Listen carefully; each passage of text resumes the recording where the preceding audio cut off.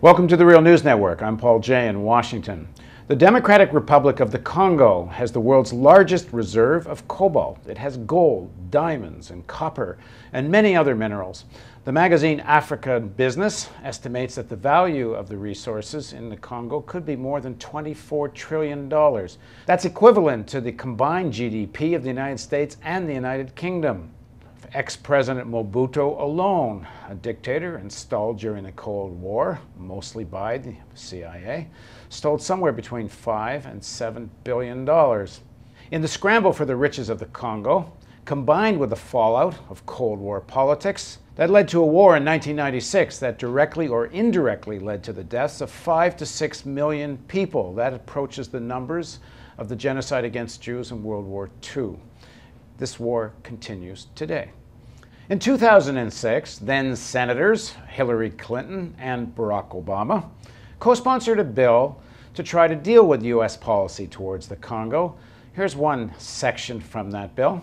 Addressing what U.S. foreign policy should do, it says the following: to engage with governments working to promote peace and security throughout the Democratic Republic of the Congo and hold accountable individuals, entities, and countries working to destabilize the country.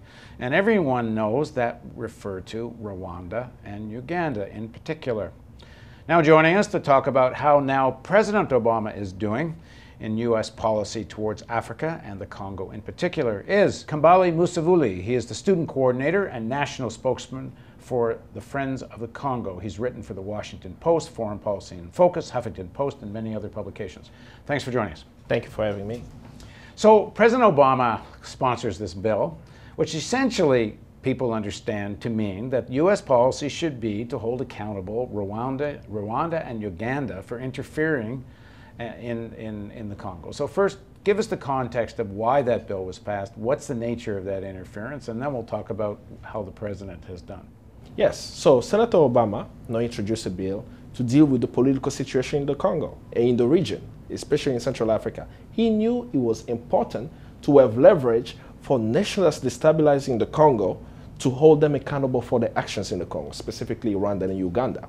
So he created the bill, put pressure in Senate, got senators to co-sponsor it, and he even was really hard on George Bush. So for example, as he passed the bill, when he was signing into law, he sent a letter to Condoleezza Rice in 2007 to find out what are the updates. Now, what is the Department of State doing?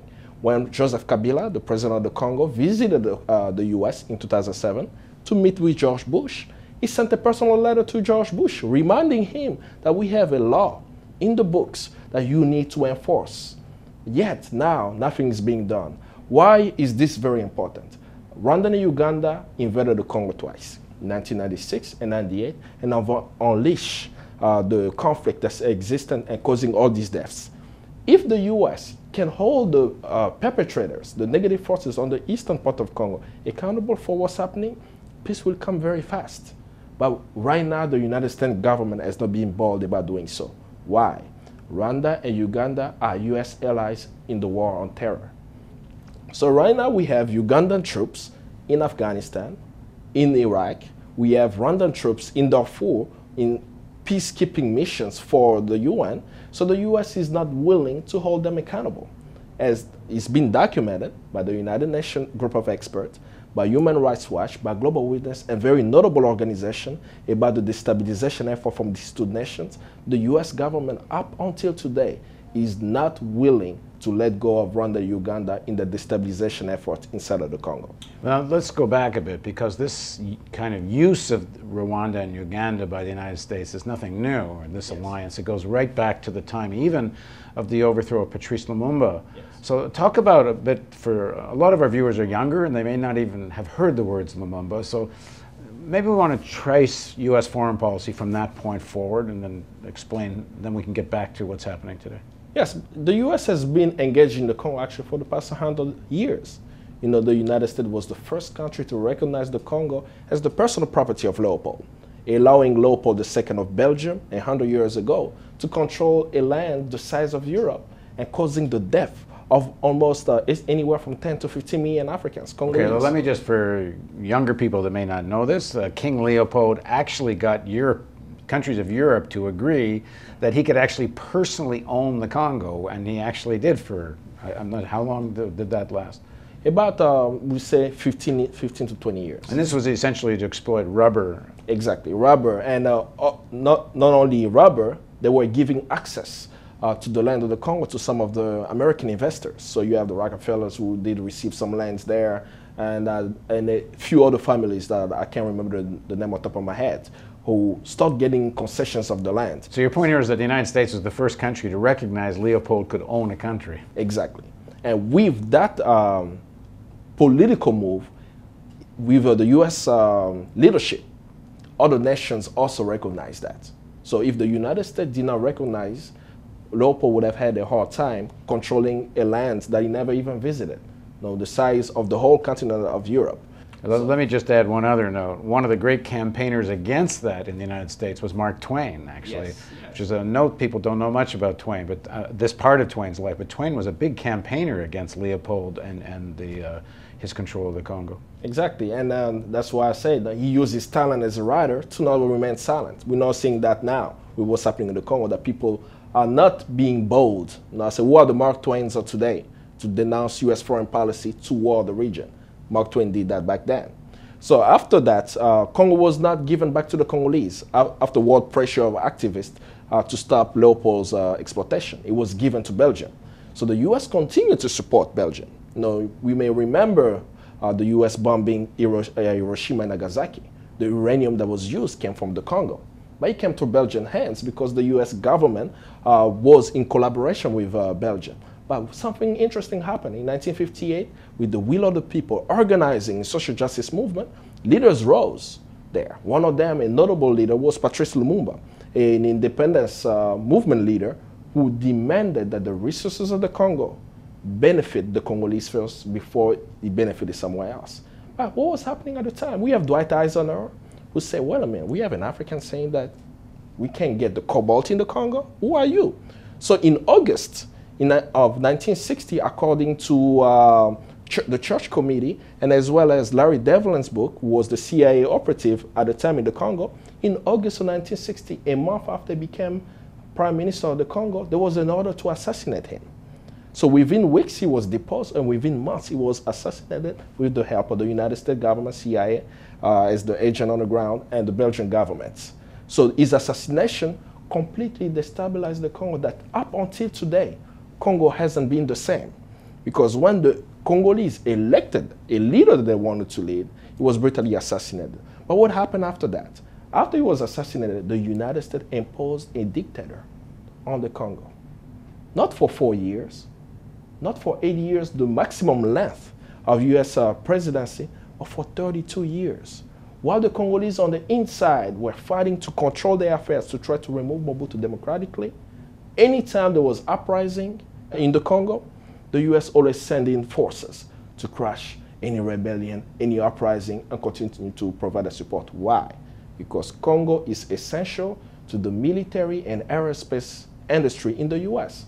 The Congressional Budget Office said so in 1982, that without Congo's cobalt, we'll have an economic crisis. So seeing that the United States understood the importance of the Congo, right in the center of the African continent, bordered by 9 other African countries, we cannot let anyone else control it. So we needed to have a puppet, a dictator, that would give us unfettered access and that's to the Mobutu. resources. Yes. So after 32 years, Mobutu kind of outlives his usefulness. And what happens? Because Rwanda and Uganda have a specific role to play here. Oh, definitely. And that comes back to the Clinton administration. The Clinton administration had a policy in the 1990s where they believed that we need to have the Renaissance leaders of Africa. And the people who were directly targeted for that policy were Zenawi of Ethiopia, Yoweri Museveni of Uganda, and Paul Kagame of Rwanda, where they were seen as the beacon of hope of Africa, the African leaders that will bring out Africa of its doomness. But these leaders, these 3 leaders I just mentioned, have 2 things in common. 1, they invaded another African country. 2, they have blood of millions of Africans. But the policy supporting them, specific for Rwanda, because of what happened in 1994 with the genocide, gave them unfettered access to anything they wanted to do. They could go to the Congo and invade other African countries without impunity. They could go to Burundi and do any actions in that country without impunity. And they even, at the present time, doing extrajudicial killings outside of the country without total impunity. So let's just put that into clearer context. After the genocidal war in Rwanda, Kigali comes to power. Yes. And the Hutus, who had previously been blamed for the genocide, many of them move into the Congo. Correct. And then Kigali chases them into the Congo. So what happens there? And what is the U.S. Attitude towards it? Yes, so Kagame's invasion into the Congo was to use the pretext of going after people who committed the genocide in Rwanda during 1994. And we had about 1.2 million Rwandans fleeing inside of the Congo. The majority of them were Hutus, refugees. In the mix of them, you had women, children, elderly, and of course, a few numbers of the people who participated in the genocide. So with the story of the genocide that was in the international community, he gave them leverage to enter another African country without any control. They could do anything they wanted to do. So what took place, unfortunately, in 1996, they invaded the Congo with the help of Uganda and put in front of the rebellion that they created a Congolese freedom fighter, I can call him that way. No, Laurent Kabila was been fighting for many years. He was the figure face of the rebellion, but while they were making advances inside of the Congo, what we saw unfold was that the Rwandan military directly targeted civilians. They massacred children, women, and elderly. And in 1998, when the story came out, Roberto Garreton of Chile, who worked with the United Nations High Commission for Refugees, documented the massacre of about 200,000 Rwandan civilians, brought it to the United Nations and saying that the Rwandan government and the Rwandan military, while they were in Congo, massacred civilians who were not combatants. The United States stopped that report at the United Nations at the time, whoever was the US ambassador at the UN. Blocking that report only create grievances that we still deal with till today. And what your contention is, this is because Rwanda and Uganda are helping defend American interests in the Congo. Exactly. And now with the chaos now, you have a conflict, you remove a dictator to military solutions, and now, at that time, we have contracts that were being signed. So as the dictator leaves the country, then you see mining companies, which this is actually very interesting. Well, I'll tell you what, hold the thought, because we're going to do a part 2. So in the part 2, we're going to talk about the current situation, what the mining companies are doing, but more particularly, we're going to talk about President Obama's 2006 legislation. Yes. And what is he doing now that he has this act and he's president? Is he actually enforcing the piece of legislation or not? So please join us for part 2 of our interview as we dig into what's going on in the Congo.